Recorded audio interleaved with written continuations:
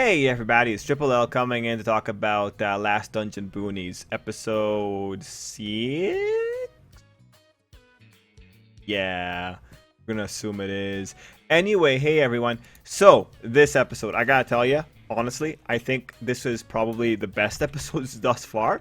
I think partly the reason it's the best episode is because it actually did something I was hoping it would do and focused more on the slice of life. And oh wait, episode 7. When it focused more on the slice of life stuff, I think it really worked. I think it was significantly better. Because when you look at the episode, the majority of the dramatic setup is towards the second half. What ends up happening is that first half looks or feels really good. Like even when it comes to Lloyd, Lloyd was pretty good in the episode, you know? I think the best part was him being able to shut down the girls with a completely reasonable ask. That being, hey, I think you guys coddle me too much. I want to be able to do things on my own. And it's like, yeah, you know what? Yeah, you do need to be able to speak to people on your own. You need to, this is how he learns common sense. He's got to be able to go out by himself. And so overall, Lloyd was just not annoying this time around. It wasn't just about Lloyd being stupid. Lloyd finally was reasonable. And you know the part that really tells you the kid was reasonable? When he's having a conversation about forestry with the old man in the hotel room. It's like, oh my god, Lloyd, you're actually able to apply some kind of common sense here. Like, think about it. The guy asked Lloyd for an opinion. Think about Lloyd, the kid that thinks these giant grasshoppers are pests. This kid that doesn't understand that he is a monster flicking stuff around, has an actual realistic opinion based on someone, based on a craft, based on a profession. He actually has an opinion that isn't completely out of the water or stupid or makes me question his mental capabilities. The first time, man, the first time, when you look at the episode, it's like, holy crap. One, he's able to talk down the girls. 2, he's able to be a reasonable worker. And 3, he actually has a legitimately good opinion. Who would have thought we would have gotten that? Yeah, no, man. When you look at episode 7, the way it is constructed is significantly of a higher quality than the 6 episodes before it. It's actually ridiculously strange that it is so weird. I'm looking at this and really, episode 7 kind of seems like it must be the start of a new volume. Or if not, it's the middle of the second volume. But I don't know, like there's a way that you can justify the narrative structure here. But man, legitimately interesting. And you know what? Even when it comes to the drama setup, because there is drama setup, it's interesting in that when it comes to the weaknesses, there is still like one spot that I think is exceedingly stupid, but I'm willing to let that one slide because of how good everything else was. Like, I really enjoy that we're coming into this episode and, you know, we're doing that slice of life thing where everyone ends up in the same place, which I have no problem with. That's completely fine. You want to do that? That's fine. This is a comedy. That's fine. I enjoy that you have a person who's connected to Chrome who's being suspected of being a dick. I like that Buddy Guy's father is suspecting the guy that's connected to Chrome of being a dick while also being suspected of being a dick by the guy that's connected to Chrome. And I like that Belt Princess's father is suspected of also being a dick by Buddy Guy's father. I like the layers of everyone expecting someone else to be a dick. Oh, how can I forget? The girl expecting Lloyd to actually be the dick. And when I say dick, let's just say Demon Lord, whatever, blah, blah, blah. I like that whole situation. There's a lot of convolution. I don't understand how the Treants get involved here. I don't really understand the finer points of Forestry. Honestly, I don't think the author does either, but, you know, I'm not going to say anything about that. I don't understand the situation that we're revolving around. Like, I understand little bits of it, like, okay, there's a merchant, there is a demon seed, there's like a weird thing going on in the background. Also worth pointing out that the girl that wants to marry Lloyd is also in the situation. Everyone's here. Shoma is most likely involved because of the merchant thing. Do you guys remember that one girl that Shoma was talking to in like episode 4? And it's like, where is this girl? Why do I care about her? Why should I care about a girl having heartbreak when she realized that her crush has a roommate? Oh god, still one of the worst, most annoying things I've seen in the whole season. Anyway, not the point. Point is, we actually have an interesting situation where everyone suspects everyone else, and it's actually like, shit, who is actually the biggest dick here? It's Shoma, most likely, and the girl. Honestly, if I was to connect something from episode 5 to this one, at the end of the day, that plot point from episode 5, whatever plot point has Shoma talking to that girl, is still up in the air. So that's what I'm seeing here. Like, she might be coming back in here, but honestly, when you look at it, I don't think Buddy Guy's father is the dick. I don't think Chrome's buddy is the dick. I don't think Lloyd is the dick. Maybe the girl might be the dick. I don't think Belt Princess's father is the dick. Also, Belt Princess had her moments here. I don't really care. They're gonna... whatever. I like Mercenary Girl a lot more. Like, Belt Princess, like, yeah, some parts are really funny, but I can't push myself to care about her. Like, you could remove her from the episode and you save a lot of just loud talking.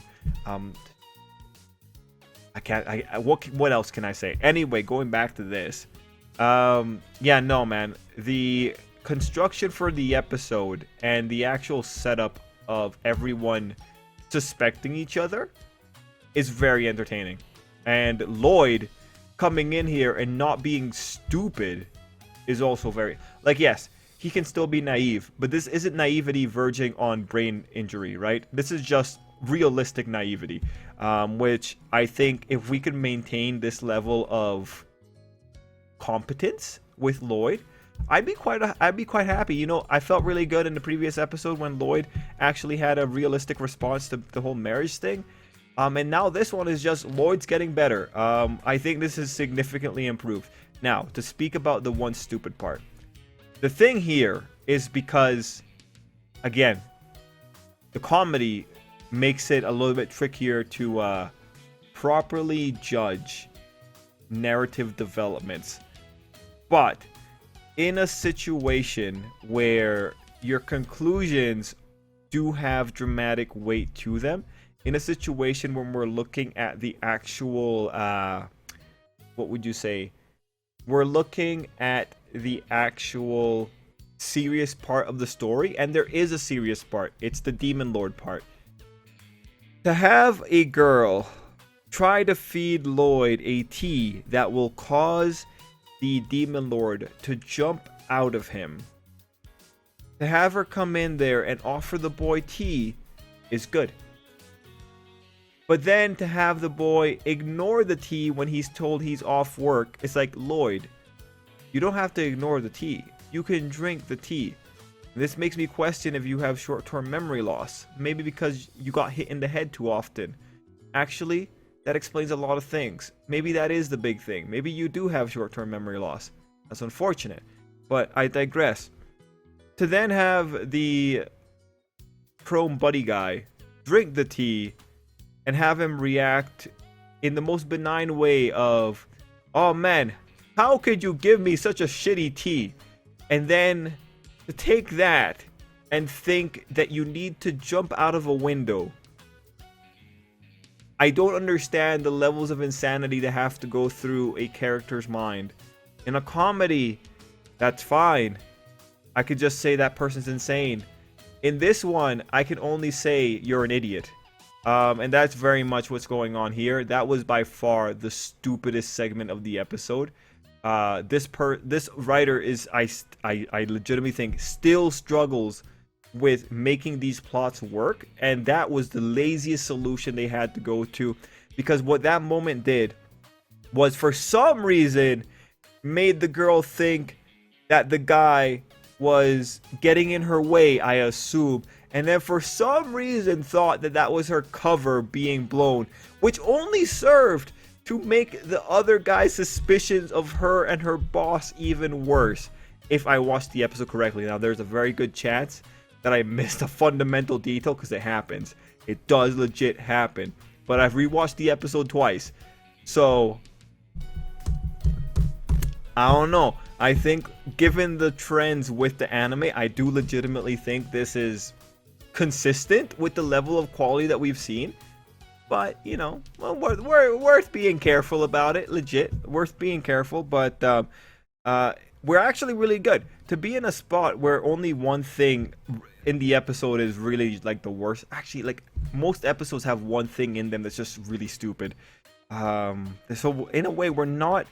You know, the difference here is that this one is one thing that's really stupid by itself, whereas the other episodes have one like really stupid thing and then just a plethora of insanity and idiocy from Lloyd.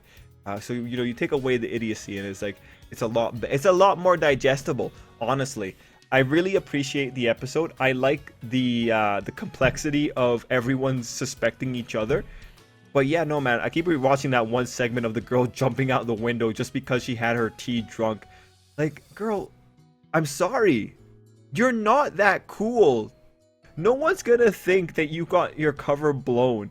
Like, you blew your cover yourself. Oh my, you had bad tea. That's all he thought. He didn't think you were interesting beyond being shit at serving tea. He already thinks you're shit at doing your job in general. Yeah, no.